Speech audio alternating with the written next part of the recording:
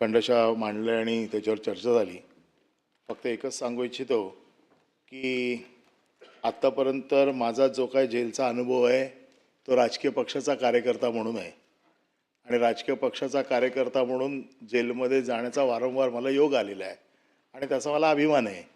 त्यामुळे मी वारंवार गेलो तरी जोपर्यंत माझ्यातला राजकीय पक्षाचा कार्यकर्ता जिवंत आहे तोपर्यंत मी सुधारण्याची शक्यता नाही.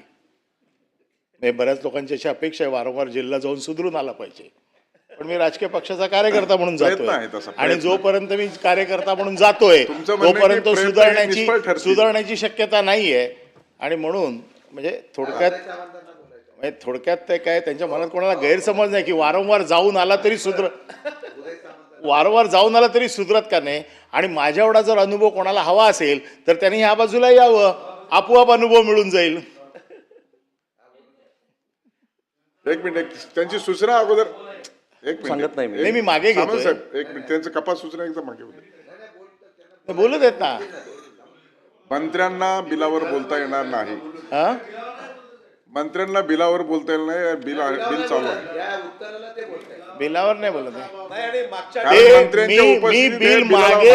मी बिल मागे घेतोय त्याच्या समर्थनार्थ बोलतायत. नाही म्हणून मी हे बिल मागे म्हणजे माझी जी सूचना दिली होती कपात सूचना ती मागे घेतोय.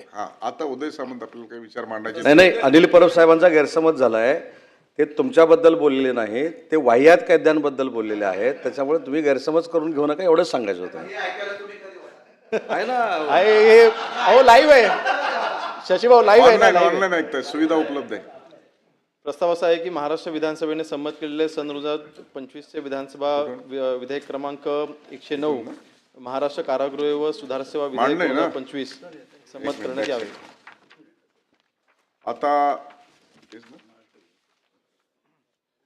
प्रश्न असा आहे की महाराष्ट्र विधानसभेने संमत केलेले सन 2025चे विधानसभा विधेयक क्रमांक 109 महाराष्ट्र कारागृह व सुधार सेवा विधेयक 2025 विचारात घ्यावे काय?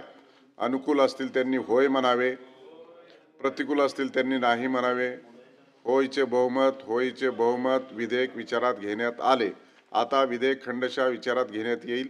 खंड 2 ते 89, खंड 1 संपूर्ण शीर्षक आणि हेतुवाक्य हे विधेयकाचे भाग समजण्यात यावेत.